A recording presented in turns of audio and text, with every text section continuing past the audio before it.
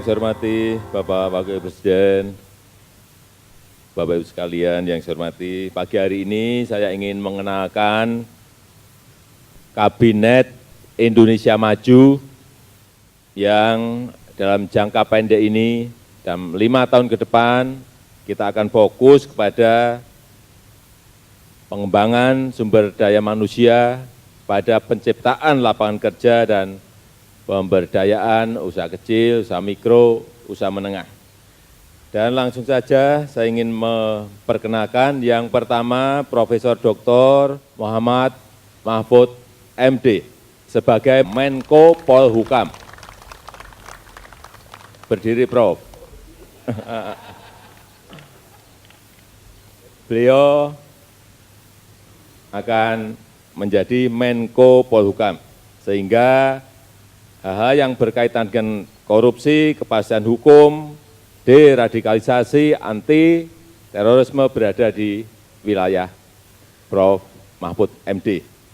Yang kedua, Bapak Erlangga Hartarto sebagai Menko Perekonomian. Saya kira kita ingin ada terobosan-terobosan dan mensinergikan antar kementerian sehingga ada peluang kerja yang semakin meningkat, kita juga bisa menurunkan defisit transaksi berjalan, defisit neraca perdagangan, dan mengembangkan industrialisasi yang berorientasi pada ekspor dan substitusi impor.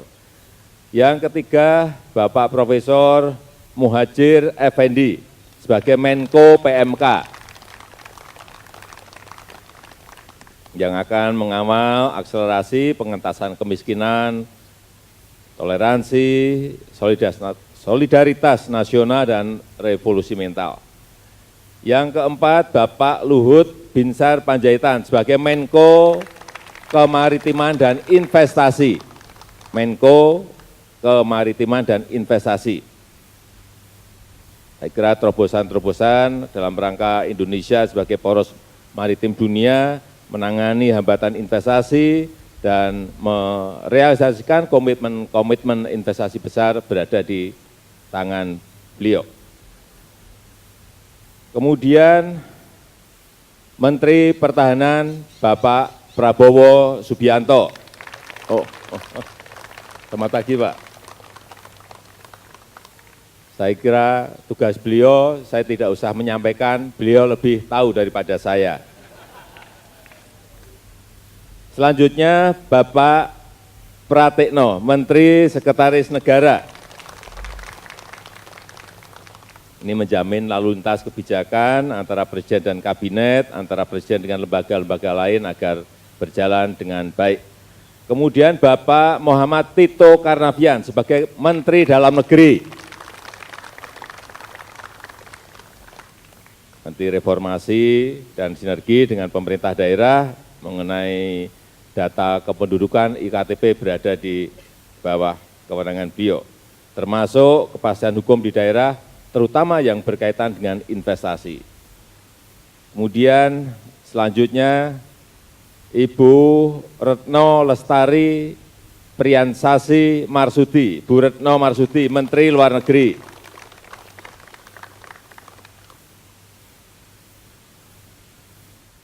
Yang kesembilan, Bapak Jenderal Fahru Razi sebagai Menteri Agama.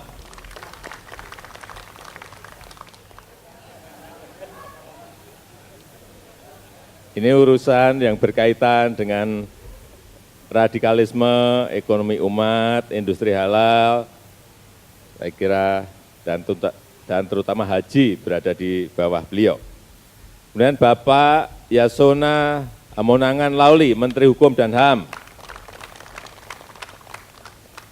Ini saya harapkan nanti mengawal Omnibus Law untuk Undang-Undang Cipta Lapangan Kerja dan juga Undang-Undang Pemberdayaan UMKM.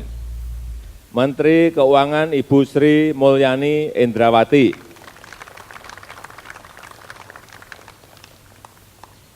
Urusan pajak yang ramah investasi, urusan rasio hutang terhadap PDB, urusan current account deficit saya kira berada di wilayah beliau.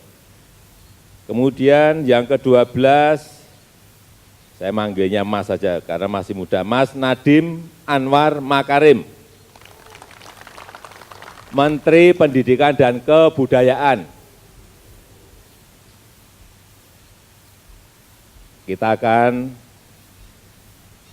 membuat terobosan-terobosan yang signifikan dalam pengembangan SDM, yang menyiapkan SDM-SDM yang siap kerja, siap berusaha, yang melink and match-kan antara pendidikan dan industri nanti berada di wilayah Mas Nadiem Makarim. Yang ke-13, Jenderal Dr. Terawan Agus Putranto, Menteri Kesehatan. Karena nanti urusan stunting, industri kesehatan, layanan kesehatan dasar, kemudian juga tata kelola BPJS, berada di wilayah beliau. Kemudian yang ke-14, Bapak Juliari Peter Batubara, Menteri Sosial. Urusan kartu sembako murah, program keluarga harapan, kemudian manajemen kebencanaan untuk bantuannya berada di bawah beliau. Ibu Ida Fauziah, yang ke-15, Menteri Tenaga Kerja.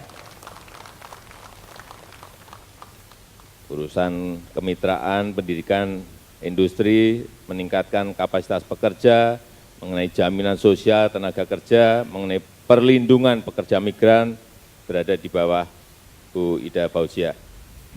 Yang ke-16, Bapak Agus Gumiwang Kartasasmita, Menteri Perindustrian. Urusan industrialisasi yang berorientasi ekspor, industrialisasi, substitusi barang-barang impor, dan teknologi untuk usaha kecil, usaha menengah, usaha mikro berada di bawah beliau. Kemudian Bapak Agus Suparmanto, Menteri Perdagangan.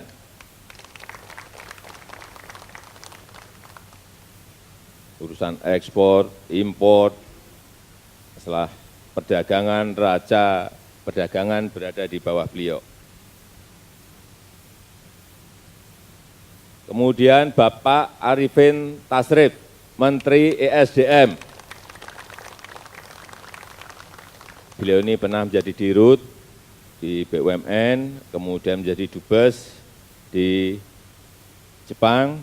Saya kira urusan yang berkaitan dengan realisasi energi baru terbarukan, mengurangi impor migas, dan lain-lainnya berada di bawah beliau nantinya. Kemudian Bapak Basuki Hadi Mulyono, Menteri PUPR. Tugasnya infrastruktur, sudah kita tahu semuanya. Bapak Budi Karya Sumadi, Menteri Perhubungan. Kita harapkan nanti Pak Basuki, Pak Budi Karya bisa mempercepat konektivitas antara jalan-jalan yang sudah ada, airport, pelabuhan, dengan industri, dengan pariwisata, dan dengan yang berkaitan dengan logistik. Bapak Joni Gerat Plate, Menkom Info, yang berkaitan dengan cybercrime, kedaulatan data, kemudian industri teknologi informasi di domestik menjadi wilayah beliau. Yang ke-22, Bapak Sahrul Yassin Limpo, Menteri Pertanian.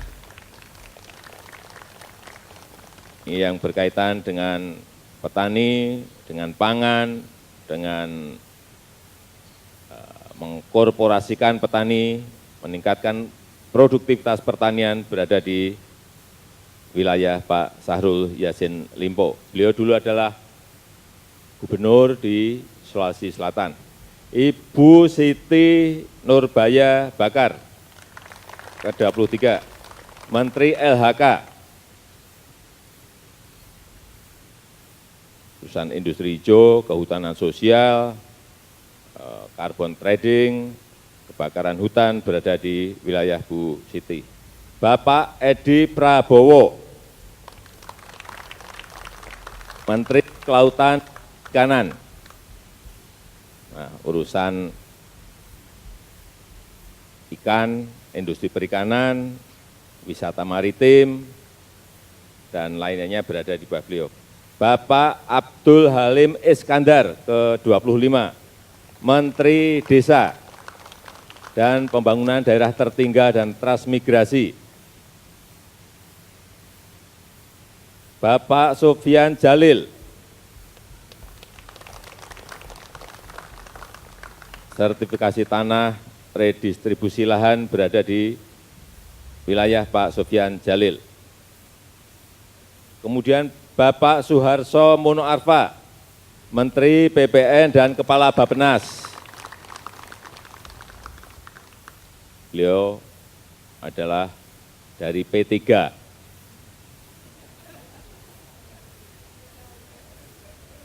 Yang ke-28 Bapak Cahyo Kumolo, Menpan RB.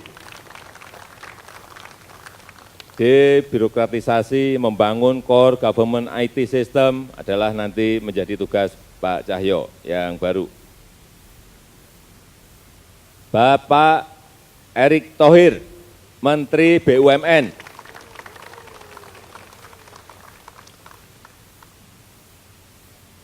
Membangun BUMN,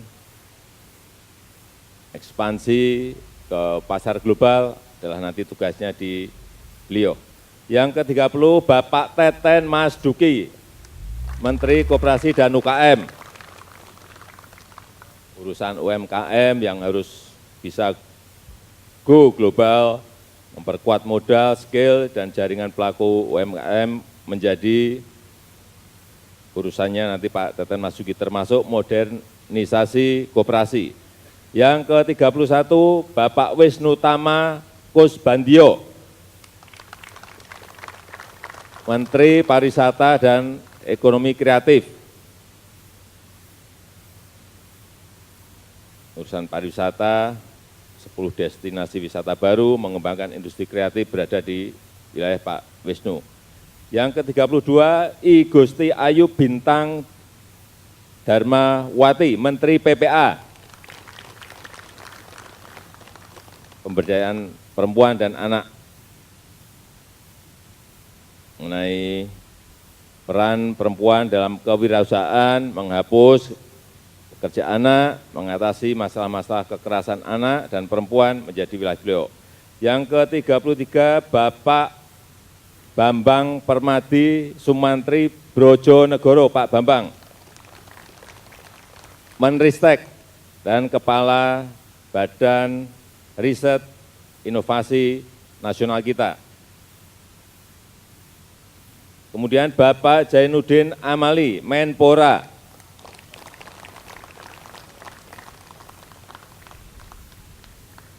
Sepak bolanya, Pak. Yang ke-35 Bapak Jenderal Purnawiawan Muldoko, Kepala Staf Kepresidenan.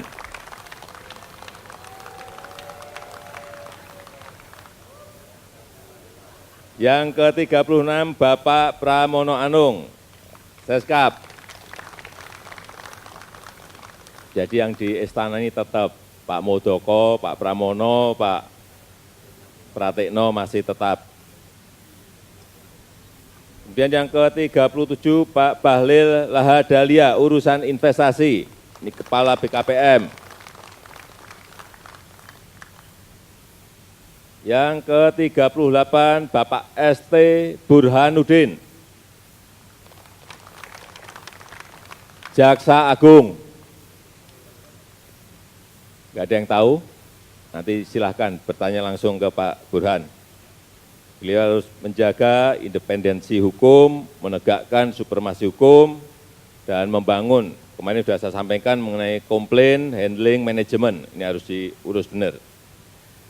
Saya rasa itu yang bisa saya sampaikan pada pagi hari ini. Saya juga telah memerintahkan kepada seluruh kabinet yang tadi sudah saya umumkan untuk yang pertama, jangan korupsi. Yang pertama, menciptakan sistem yang menutup celah terjadinya korupsi.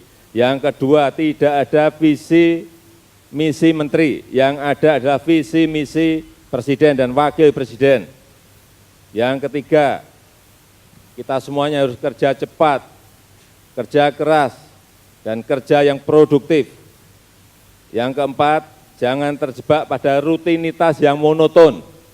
Yang kelima, kerja yang berorientasi pada hasil nyata. Kemarin di dalam pelantikan sudah saya sampaikan, tugas kita tidak hanya menjamin sen, tetapi deliver. Yang keenam, selalu mengecek masalah di lapangan, cek masalah di lapangan, dan temukan solusinya. Yang terakhir, semuanya harus serius dalam bekerja. Saya pastikan yang enggak serius, yang enggak sungguh-sungguh, saya sudah berikan kemarin semuanya, hati-hati, bisa saya copot di tengah jalan. Nah, saya rasa itu yang bisa saya sampaikan. Terima kasih, saya tutup. Wassalamualaikum warahmatullahi wabarakatuh.